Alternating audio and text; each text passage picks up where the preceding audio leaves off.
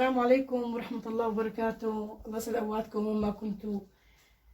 اللهم صل وسلم وبارك على سيدنا محمد وعلى آله وأصحابه أجمعين. إن شاء الله بدنا نعمل اليوم أكلة قطايف، أكلة خفيفة سريعة، يعني ما عندها المكونات اللي تلبك، مكوناتها كتير بسيطة.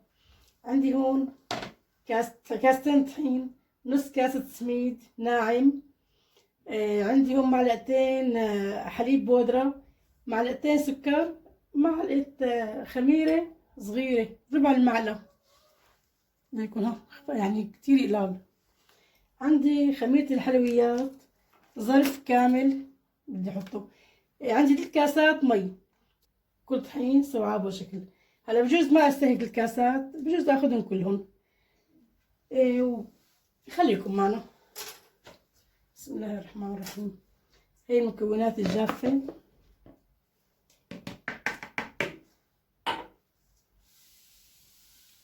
بسم الله الرحمن الرحيم. هي كاستين طحين،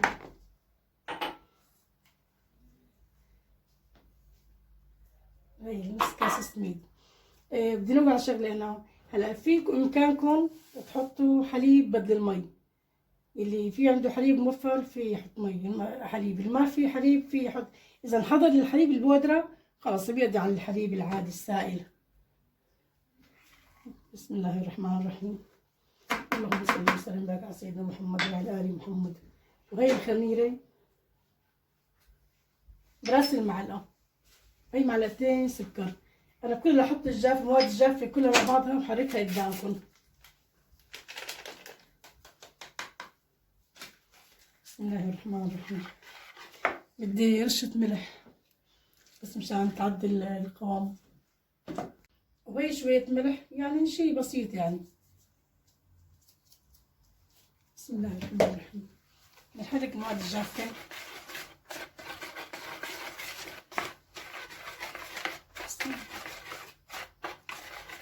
يعني كتير سهلة وبسيطة يعني إن شاء الله. يعني غراضها كلها موجودين بكل بيت إن شاء الله بإذن الله تعالى. بسم الله الرحمن الرحيم. لازم تكون المي دافية. بسم الله.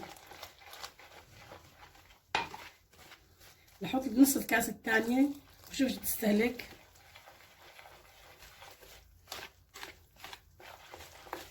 تستهلكها كلها إن شاء الله. بسم الله.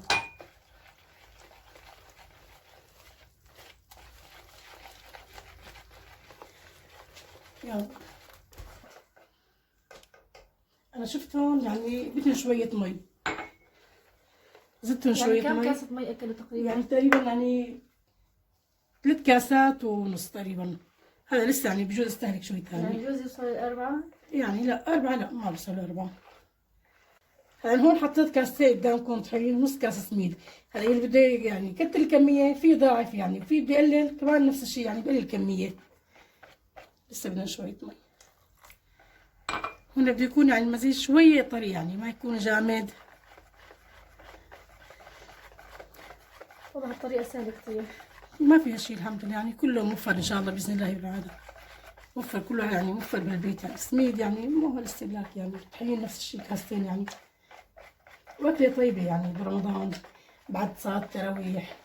ان شاء الله هيك يا ربي بعيد علينا وعليكم خير سلامه يا رب وعلى الامه الاسلاميه. هلا هيك قوامها منيح. هلا وقت بدي استعملها قشطه يعني اشويها هلا على النار بشوف قوامها، اذا بدها شويه مي برجع بحط لها شويه مي، ما بدها هيك منيح. قديش فينا نخمرها؟ نص ساعه. طب فينا نخمرها ساعة؟ لا اكثر من ساعه ما بصير. الخميره والخميره الحلويات بتتفاعل بزياده، بتنفش زياده، بصير تفوفش يعني. لا ما بشتغل اكثر من ساعه لانه مي دافيه هي العجنه. بسم الله. بدي احط هلا عليها كيس نايلون. بسم الله الرحمن الرحيم.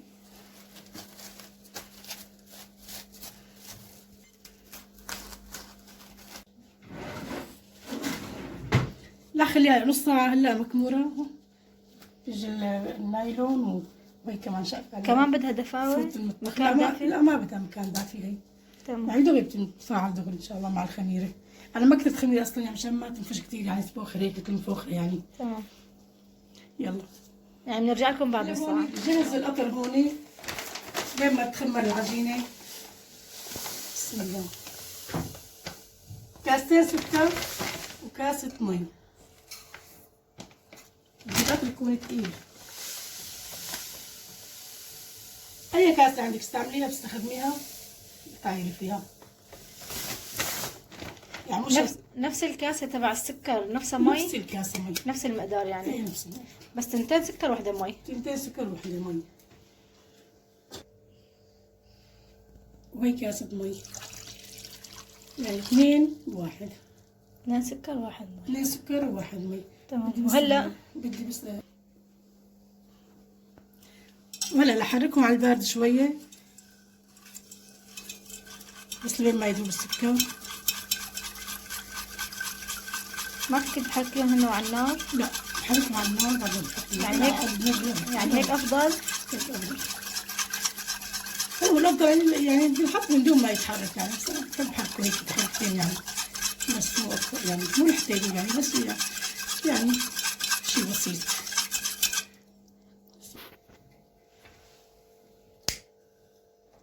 ليمون كمان براس المعلقة، تحطوا الحمض الليمون أو ليمون بعصير ليمونة يعني معلقة صغيرة. هاي الحمض الليمون كمان ما يسكر القطر. وهنا هلا بحط له عود قرفة، هاي اختيارية كمان، اللي ما بحب القرفة يعني في يستثني. هاي ماما فينا نحط كيلو سكر ونص كيلو مي ونساويه قطر، بيقعد عنا ولا ولا بينتزع؟ انت في قطر ما يعني بينتزع لفترة طويلة؟ لا. ماما بس سؤال، القطر فيني اعمل كيلو قطر كيلو ويبقى سكر. كيلو سكر ويبقى عنا يعني فترة طويلة ولا ما بيقعد هذا؟ إيه لا بدل قد ما فيك، بدل قد ما بدك بدل، بس بحيث ما انه يسكر على الكتاب على الاطراف هون، السكر يطلع بيسكر القطر. إيه هيك شغلة ثانية يعني، كل أكلة بدها يعني سماكة تكون يعني شكل. هلا الهريسة، ايه الهريسة ما بدها قطر يعني تكون كتير كتير تقيل يعني. اه أما الأصابع زينة، العوامة بشكل عام والقطايف إيه بدها يكون تقيل شوي يعني. تمام. سهل قشرة القطايف حشوة. عندي هون معلقتين، كل كاستين حليب. كاسة حليب، هي حطيت كاستين، كل كاسة حليب هي بدها معلقتين نشا، هي الكاسة كبيرة لأنه غير الأصغر، وبدها معلقتين سكر. يعني كل كاسة مع السكر. وهي النشا كل كاسة حطيت لها معلقتين نشا. بده يكون يعني تقيل القشطة تقيلة. أنا في ناس تحط لها سميد، في ناس تحط لها نشا، أنا فضلت هلا النشا. ذوقنا على الأرض هلا ما يفتحون على النار عشان ما تصير دكتورات هلا، بس ينفع على الغاز. بسم الله الرحمن الرحيم. هلا هون بدي اطبخ القشطة هلا، بضل بحرك فيهم مشان ما يعلق بتاع الطنجرة.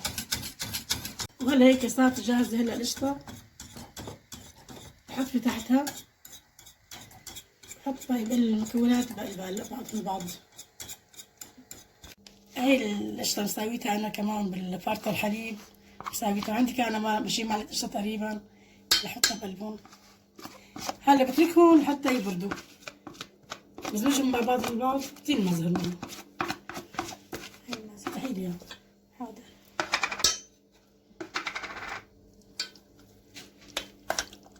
اخلطهم مع بعض البعض هلا وخليهم مشان يبردوا. هاي القشطة بتصلح للكنافة، للمدلوقة، الهريسة المحشية، اللي بتصلح للقطايف، للحلاوي بالجبن، لكل الأنواع هي بتصلح لها يعني. ماما في ناس ما بتحب القريشة، شو بتقدر تعمل؟ فيها تحشيها بقشطة العربية. طيب فينا نحط قشطة مهلبية بيقولوا اسمها قشطة عربية. المهلبية فينا نحط لها سميد بدل فيك تحطي لها سميد. تمام. او جبنة مثلا، جبنة مالها مملحة يعني ما فيها ملح. جبنة وكمان غير مملحة. هلا بدي احطها بالوعاء هون، بحطها بالبراد بس تبرد شوية مشان تسمك شوي، لأن هلا هي سخنة، بس تبرد بصير اسمك، بصير يعني قشطة نظامية. هلا هيك صار جاهزة القشطة، بحطها بالبراد هلا بتساوي الحشوة الثانية. في هون شوية جوز تقريبا يعني معلقتين 3 حسب استطاعتكم انتم. يعني كاسة شاي، نص وهي كاسة شاي. زبيب كمان يعني كاسة. هي كمان كاسة جوز الهند. فيك تحطي لهم سكر، فيك تحطي لهم قرفة، تحطي لهم قرفة صغيرة. حطي لهم قرفة. قرفة صغيرة تعطي نكهة بالأكل طيبة. هاي مع وحدة. القطر تقديهم كفي وحدة. ايه تقديهم. حطيهم مع السكر مشان يعطوا قرشة. ورشة سكر.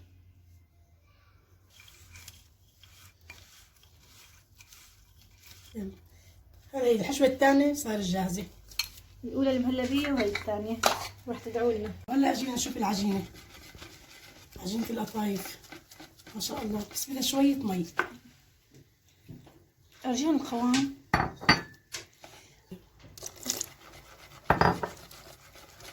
بدها تكون طرية شوية صغيرة، ما تكون كتير كمان يعني. يصير نص ساعة حاطينها. هلا ان شاء الله على الغاز. هلا حصب المزيج هلا بالطواية، بس فيكم تحطوا بالفنجان، فيكم تحطوا بهذا القمع تبعي القطايف. ليش عم تعلقي ايدك ماما؟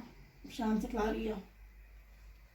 هي عندي قلايتي هون مو كتير يعني مايلة شوي. حامية ايه حامي. يلا تمام. يلا استخدمي. بسم الله. بدك اياه صغير ولا كبير؟ لا وسط. ستاتي اكبر. ايه ايوه. لا بتحطي هي وحدة صغيرة. ايه يلا. الغاز عالي ولا واطي؟ لا الغاز هلا وسط. هلا بطيلك اياه شوي.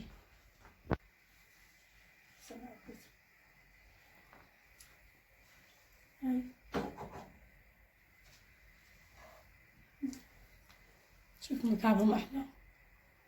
هلا بدي اشوي انا وبنتي لانه انا مستعجله شويه. تساعدني الله يرضى عليها. عندي هاي القطايف. طريقتي. هلا هيك استوت صراحة. شيء في صحيح في بياض شوي هلا بس على الحرارة. هلا بينشف.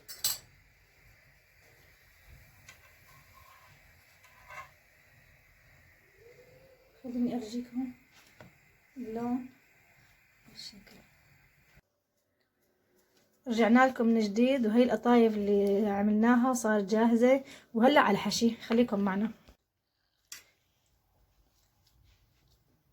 هي القطايف بالحشوة القشطة اللي ساويناها قدامكم.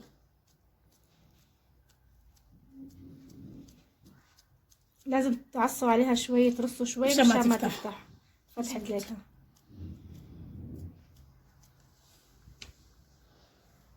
هاي وهي تاني قطايف. هاي هلا هاي لونها وهي قفاها وهي بالشر.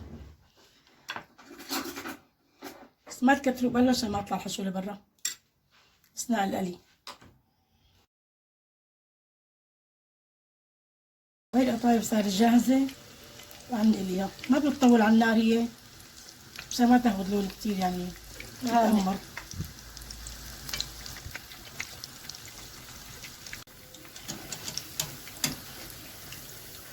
كم دقيقة بياخذ؟ دقيقة ما في أقل. دقيقة. ما بدي اياها تحمر زيادة كمان. الله عليك يا إن شاء الله معلمة. تقسى. الله عليك يا معلمة. ماما بس سؤال. هلا هي بس نعملها ونجهزها قبل ما نقليها. فينا نحطها بالفريزر يعني شغلة اسبوع، يوم، يومين؟ فيك تفرزيها شهر مو يومين. شهر؟ شهر تفرز. بس بتقليها رأسا دغري على الزيت دغري على القلي. يعني ما خليها تذوب. لا مثل عجينة السمبوسة وعجينة القطايف مكزتيها. شوف يا جماعة هالموديل اللي عملناه كتير سهل وظريف، بس ان شاء الله ما يفتح على القلي. ما بتفتح ان شاء الله.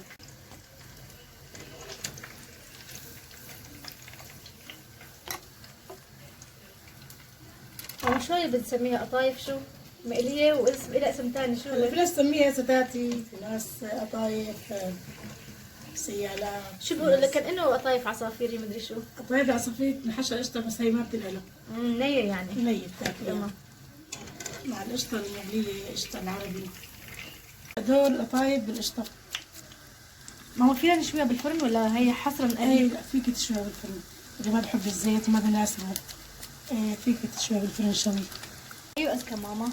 هلا طبعا القلي اذكى يعني، بس صحيه هذيك اكثر بالشوي على الفرن يعني. تقبل الله صيامنا وصيامكم، وإن شاء الله شهر مبارك علينا وعليكم.